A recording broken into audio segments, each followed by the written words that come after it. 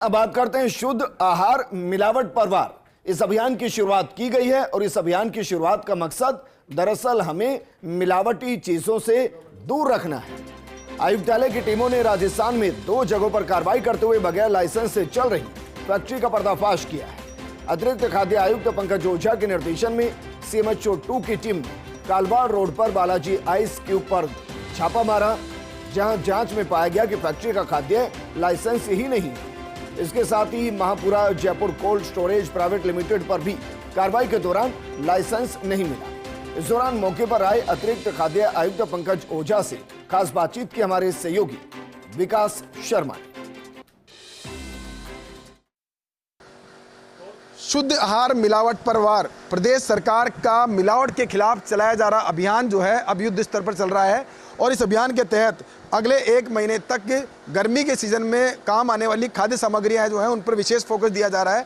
और इसी विशेष फोकस के तहत महापुरा के अंदर आइस फैक्ट्री पर छापामार कार्रवाई की गई जो कि बगैर लाइसेंस के चल रही थी। तो हमारे साथ मौजूद है अतिरिक्त खाद्य आयुक्त, उनसे बात करते हैं कि कार्रवाई जो की गई है उससे कि पूरे अभियान चलाया जा रहा है। सर, किस तरह का अभियान पूरे प्रदेश भर में जो 1 महीने का चलाया जा रहा है उसमें क्या विशेष बात रहेगी और खास बात जो आइस ट्यूब और आइसक्रीम्स पर विशेष फोकस दिया गया उसका कारण क्या है? सर, माननीय मुख्यमंत्री जी की ये है कि प्रत्येक आम आदमी को शुद्ध आहार मिले और मिलावट पर वार हो।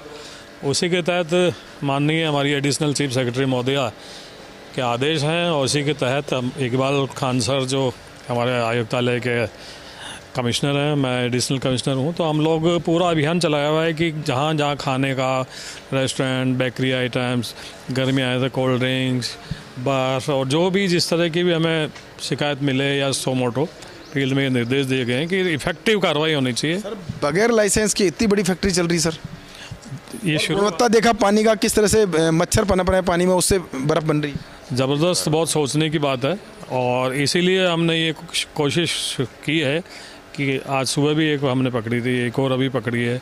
आने वाले दिनों में आपको और ऐसी चीज़ें देखने को मिलेगी। हम तो आम जनता से भी अपील करते हैं, आपके पास ऐसी कोई खबर हो हमें दें।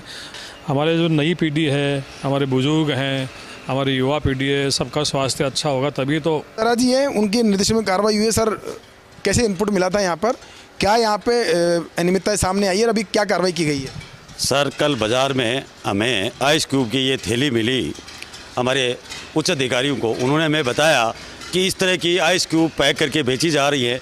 उसके इनपुट के आधार पर हमने इसका सर्च किया, पता किया और यहाँ आके जांच की हमने, तो हमने देखा कि इनके पास ना वैध लाइसेंस था, ना साफ़ सफाई थी, पैक करके बेचा जा रहा था जो कि नियमों की तो अवहेलना है ही है, साथ विश्वास के साथ खिलवाड़ हो रहा था। इसी तरह 2 फैक्ट्रियाँ पास में है जिसको हमने पहले सीज किया और अब इसको सीज किया। इसके खिलाफ FSS एक्ट के अनुसार नियमानुसार कार्रवाई की जाएगी।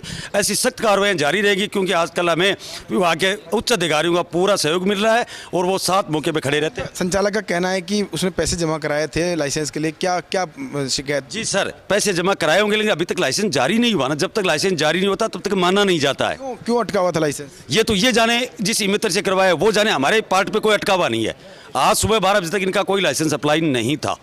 देखिए, बड़ी बात है कि राकेश को कहूँगा कैमरा पर्सन को कि दिखाएंगे कितने बड़े स्तर पर ये काम हो रहा था। ये पूरी फैक्ट्री है जिसमें कोल्ड स्टोरेज का संचालन किया जा रहा है, आइस फैक्ट्री का संचालन किया जा रहा है, साथ में भंडारण का संचालन किया जा रहा है। तो अब चिंता वाली बात यही है कि इतना बड़ा सेटअप डालता है आदमी और बिना लाइसेंस चलाता है, तो ये सभी के लिए चिंता की बात है। और जो लोग बगैर लाइसेंस के इस फैक्ट्री का माल खा रहे थे या फिर जो आइस ट्यूब उपयोग में ले रहे थे, उनके स्वास्थ्य के साथ कितना बड़ा खिलाफ हो रहा है। उम्मीद यही है कि ये जो कार्रवाइयाँ हैं वो लगातार जारी रहेगी और इन कार्रवाइयों के साथ में जो मिलावटखोर है उन पर जो डंडा है, जो वार है, वो लगातार जारी है ताकि लोगों को शुद्ध आहार मिलता रहे। कैमरा पर्सन राकेश के साथ विकास शर्मा, फर्स्ट न्यूज़।